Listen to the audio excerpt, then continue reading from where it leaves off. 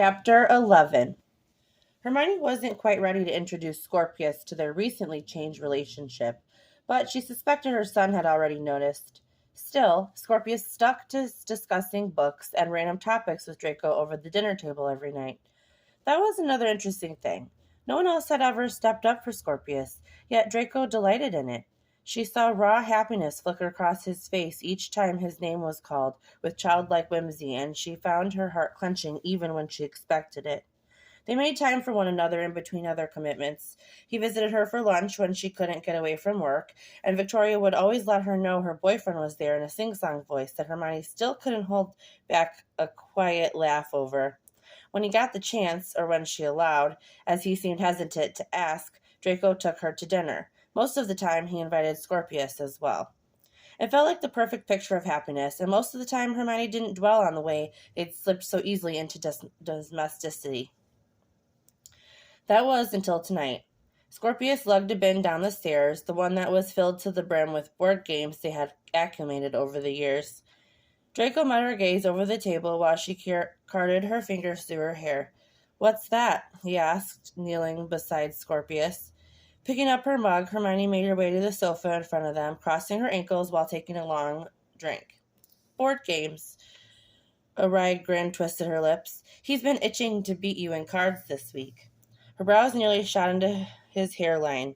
"You might win if I let you," Draco drawled. Scorpius had snapped up, his lips pressing into a thin line. "We'll see about that." Leaning back, Hermione dragged the blanket draped over the sofa around her shoulders and watched them. She spent the majority of her time hiding her smile behind her mug, even long after she had run out of tea, but she couldn't pull herself away long enough to pour herself another cup. When Scorpius suggested they play poker, Draco blindly accepted. Hermione knew he hadn't thought anything of it. Scorpius was only 6, soon to be 7 in January, and surely a 6-year-old wouldn't know anything about poker.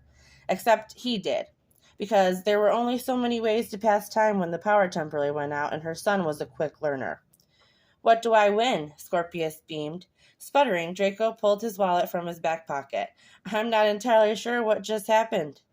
"Looks like he tricked you," Hermione snorted. "Why on earth would you make a bet with a child?" Scorpius interjected. "Hey!" "I thought I was going to win, obviously," Draco muttered, sliding 2 bills across the table. Hermione's brow lifted. "Oh, so you meant to make him pay you?" "I didn't say that." Draco's knee bumped against the coffee table. Still giggling, Hermione set her mug on the table and ushered Scorpius up to bed. "I'll bring the games up later. I'll be up to read to you in 15 minutes, okay? Make sure you're in bed before I come up there." She watched as he rushed upstairs. Standing in the middle of her living room, Draco slid his hands into the back pockets of his jeans. As she neared him, he pulled them out once more, sliding the index finger of either hand through her belt loops and tugging her forward. Her chest bumped his, and he leaned down. "You knew he was going to hustle me, didn't you?" "I taught him well." Hermione laughed lightly, stretching up to press a kiss to the corner of his mouth. "Is this where you tell me you weren't even trying?" Draco's lips skimmed the shell of her ear, his breath feigning across it. "I'd love to say that, but lying is impolite." "But," he murmured, hands gripping her hips, "I have to wonder if you'd beat me just as badly." Tilting her head up, Hermione gave a lazy smile. "Oh, I'm quite certain it would be rather embarrassing for you." He smirked. "We'll have to test that theory another night, then." A weak sound rolled off her tongue when he kissed her. "Quiet," he reminded her gently. "I don't want him to get curious, and I'm going to enjoy the minute of alone time I get with you." Draco walked her backwards, hiding her from sight in case her son did choose to peer down the stairwell. His fingers tangled in her hair, mussing it as his lips slanted against hers. One hand slid along the sliver of skin that was revealed as her jumper lifted. Hermione wasn't ready to let go of him, but if she was completely honest, she found that she never was. "Did you say you'll have time off this weekend?" Draco shook his head, fingers threading through hers. "I was meant to, but something's come up. I doubt it takes long, but it's going to take up my Saturday night and likely most of Sunday." His thumb traced the bow of her lips before she realized she was pouting. "Well, in case you're not busy, you're always welcome to come by." "It would be late, Hermione. There's no chance I'd make it to dinner. Are you working next weekend?" No, Hermione froze when she heard a bump right over their heads. He murmured, "Perfect," while dragging her lips back to his, seemingly aware that they were running out of time. "Will you let me take you to dinner? If Clara can..." "She can."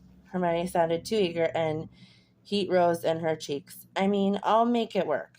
His chuckle was low, and his chest rumbled against hers as he kissed her one last time. Flashback. Floorboards creaked beneath their combined weight as he guided her backwards, and the wall was flush against the curve of her spine. A sharp chill soaked into her skin as he tugged her jumper up, sliding his hands over her hips. His fingers traced slow circles over her skin, and he nibbled her lower lip. "Granger," he rasped, his tone hushed as a gust of air whistled past the rickety window pane behind them. "I told you." Knotting her fingers in his hair roughly and dragging her nails across his scalp, Hermione earned a stuttered groan from him. "You told me to stay put," she breathed. "That's not an option, however." His lips twisted into a grimace. "I can't stop you from going on the hunt, and I would never try to, but breaking into Gringotts was the only option. It's all right. I'm here now, aren't I?" Cradling his face, Hermione pulled him back to her, whimpering lowly as he wedged a knee between her thighs. "We need to make the most of tonight." "Here today, gone tomorrow," Draco muttered, his hand flattening at the small of her back, guiding them towards the bed, and smirking when the telltale creak made her giggle. "I hate this." Hermione nodded, straddling his hips. "It'll all be worth it. You'll see." Sunlight cut across the bed, and Hermione rolled over, her hand finding Draco's chest. Her leg was slung over his, and his arm was locked tightly around her. Peeking over the edge of the bed, she saw their clothing littered across the floor. Her knickers had landed on the bedpost. Typical. "Where do you think you're going?" Draco's fingers flexed against her back. Hermione bit her lower lip. "You're leaving early today, then, I take it?" Lips brushed the top of her head, but he hadn't let her go yet. "Were you trying to sneak out without saying goodbye?" Guilt blossomed in the pit of her stomach. "I was going to leave a note," she admitted carefully. "I have to do this." He nodded, his eyes still closed. "I know. I support you." "It won't always be this way." She propped herself up on her elbows. Draco cracked one eye open.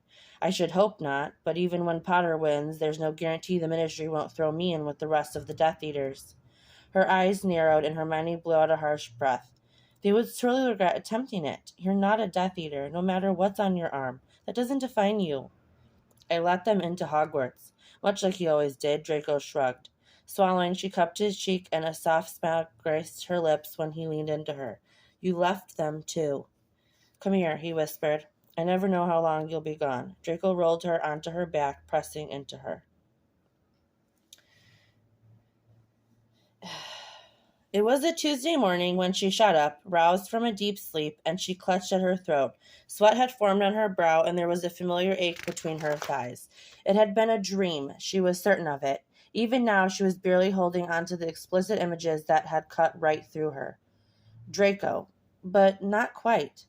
Perhaps a younger version of him, even though it had been harsher than the one she now knew. Scorpius yelled from the bathroom, and whatever thought she'd been untangling, as convoluted as it was gone. "I'm not sure it's worth coming in for," Hermione began hesitantly, twisting the phone cord around her index finger. The house was quiet, a strange change in pace since Scorpius was out shopping with Clara today. "But Dr. Karen has always told me to call if anything seemed odd." "Of course." The receptionist's voice was so perky it was nauseating for 9 o'clock in the morning. "What is it exactly that you're experiencing?" She hesitated, her hand stilling. It sounded so bizarre in her head. Surely her physician would find it just as such. "Each morning I've woken up with headaches," Hermione started slowly. "This is out of the norm for me." Let me just mark that down. Is there anything else you'd like Dr. Karen to know?" Swallowing, Hermione cleared her throat. "I'm not sure if it's related, but it seems I'm having terrible headaches just after I wake up from a dream. I don't remember the dream. I realize how ridiculous this sounds. Not at all. But given my medical history, I thought it'd be best to schedule an appointment for the soonest available." Knocking the toe of her shoe against the wall trim, Hermione did her best to sound unbothered.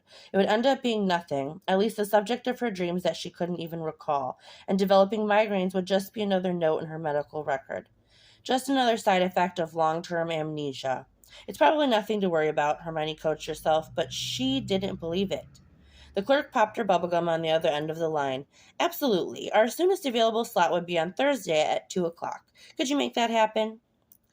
She was meant to work, but Victoria should be there as well, so there wouldn't be an issue if she made the trip to her on her break.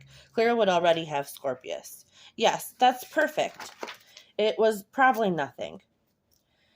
When Draco mentioned meeting her for lunch since he'd be busy for most of the weekend, Hermione was crestfallen to tell him she couldn't. I have a doctor's appointment, Hermione had apologized, tucking her legs under her as they lounged on his sofa. It's not a problem. Routine checkups must be important, given your... He trailed off, jaw clenched. She wasn't altogether sure what made her blurt out the truth, but the words were out of Hermione's mouth before she could stop them. It's not a normal appointment, Hermione said, and his eyes narrowed. Actually, I have semi-annual physicals to observe any damage from the accident, and I'm not due for another until March. I see, he exhaled. His knuckles were stark white as his hands curled into fists resting on his knees. Are you all right? Tilting her head to the side, and resting her cheek in her palm, Hermione didn't know what to say. I'm not sure. The fire crackled, and she stared at the flickering flames before sighing. I'll sound mad if I tell you. I've heard plenty of things that are mad. Somehow, I doubt this will be one of them. He twisted a curl around his finger. But I don't want you to feel obligated to tell me. With a smile tugging at the edge of her lips, Hermione shook her head. If there's anyone I would want to tell, it'd be you. In the last week or so, I've started waking with vicious headaches. I've never had them like that before. She scooted closer to him, her knee pressing against his thigh as his arm rested on the back of the sofa. And I have a theory that they started around the same time as my dreams. Draco stiffened and sat straight up. Dreams? I know it sounds... What kind of dreams? Panic edged his tone as he stared down at her. Hermione. Her mouth was dry, but swallowing didn't help. I don't have any idea. I have no memory of them, but I know when I've had one. She's been wrong in thinking he believed her theory was wildly off-kilter. No, he seemed to believe her completely. But it sounds preposterous to me. I'm surprised the receptionist didn't laugh at me over the phone. Without saying another word, Draco leaned forward and pressed a soft kiss on her forehead. I believe you. Dr. Karen reviewed her chart as she sat on the cot, her legs crossed while she fidgeted with her hands. The only sound in the room was when he made a non-committal noise of observation, and there was no way to tell if it was good or bad. Pages turned as he hooked his foot in the bar of his stool and rolled it forward. Sinking into his seat, he adjusted his glasses. Beyond the headaches, have you experienced any other problems? No. And the dreams? She immensely regretted mentioning after having time to pore over it. I shouldn't have mentioned them. I doubt they're related. I was just attempting to come to a conclusion on my own. His hair had lost more color than the last time she'd seen him. Dr. Karen was pushing 60, but she'd never seen him act like he was losing energy. I wouldn't brush it off so quickly if I were you, Hermione. There has been cases where victims of long-term amnesia begin to remember certain events that have been repressed. Eyes wide, Hermione resisted the urge to laugh awkwardly. Doctor, I really think these are just headaches, albeit terrible head-splitting headaches. Heaving a sigh, he dragged his pen across the page. There may well be, but in theory you could remember something and forget it again. It's only a theory right now, but I've always wondered if your memories might resurface. Has anything changed in your life recently? No, Hermione said quickly. Well, I've met someone, but that's not related. He ripped a slip of paper from the notepad. There's no way to know at the moment in any case. Here is a prescription for medicine to help with your headaches. But if they continue or get worse, call my office immediately. Or my home number. You still have it, I assume? She nodded, gripping the slip of paper tightly in her hand as he wished her a good rest of the day and walked to the lobby. Draco had made good on his promise to take her to dinner. Hermione had come home to a note stashed in her mailbox, written on heavy stationery with a border that she would have lingered on had she not been so excited to read it. Were simple instructions, or a request, depending on how she looked at it. He'd told her to dress nicely, but left no hints as to where they would be going. With Scorpius already at Clara's, Hermione found herself with a few extra minutes to get ready. Pulling the only formal dress she owned owned from her wardrobe, Hermione stepped into the black dress that she'd been gifted last Christmas from her sitter. Struggling to zip herself up, Hermione caught sight of herself in the mirror and giggled. She looked positively ridiculous. She'd have to ask Draco to zip her up when he arrived, which Hermione imagined would be any minute considering his tendency to be early. Hermione passed the time by applying the smallest amount of makeup. As she swiped mascara across her lashes for the last time, there was a knock at the front door, and she bounded down the stairs, her heels in her hands. Hermione looked out the peephole, catching sight of white blonde hair, and allowed the door to swing open. Thank God you're early. Can you zip me up? He snorted, a wide smile spreading across his face. With pleasure. Draco lifted his foot, kicking the door shut behind him as he motioned for her to turn around. A shiver rolled down her spine when his fingers slid across her skin slowly, deliberately, and she lifted her chin, glancing back at him.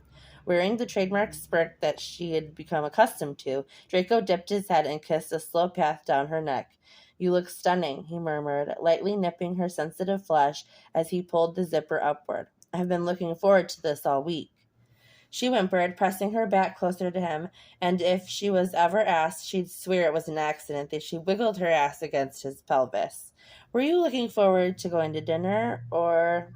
Whatever she'd been about to say died on her tongue. Draco abandoned the zipper, instead gripping her hips tightly as he massaged circles through the thin fabric. There was no mistaking the feel of his erection when she ground against it without a second thought. Fuck, Draco hissed and hid his face in the curve of her neck. Turning in his arms, Hermione reached for him, tangling her fingers in his hair while stretching up on her toes. We'll be late. He groaned, the sound vibrating through her while his tongue traced the seam of her lips. We have a reservation, but I'm caring less and less about that by the second. She froze, looking up at him. Reservation? Where are you taking me? He wasn't paying attention, too busy allowing his hands to wander up her sides while circling a pulse point on her throat with his tongue. I forgot the name. There's only one restaurant here that takes reservations. She'd never been there. It was far too nice for the once-in-a-while dinners with her son. Draco, their pricing is absurd. You don't have to take me. His low chuckle caused her to shiver. The cost is not a problem. Have you ever been? She shook her head. Draco's hand slipped from her waist, and she glared at him in disappointment. What are you doing? He zipped up the back of her dress, brushing her hair out of the way and pressing his lips to the nape of her neck, a sensitive spot she wasn't aware she had. I'm taking you to dinner, obviously. But she spluttered, we were having such a nice time. Draco lifted her chin with his knuckles, her eyes revealing mischief. I really do want to take you to dinner. You're just quite distracting with your feminine wiles. Oh, you've seen my bare back. Whatever will you do now? Hermione snorted. Imagine the rest of you, Bear, I imagine. He rasped, her heart pounded in her chest. Oh. Hermione tucked a loose piece of hair behind her ear. Have you used that line before, or are you just always this charming? He grinned. I'm always this charming. There was no doubt about that.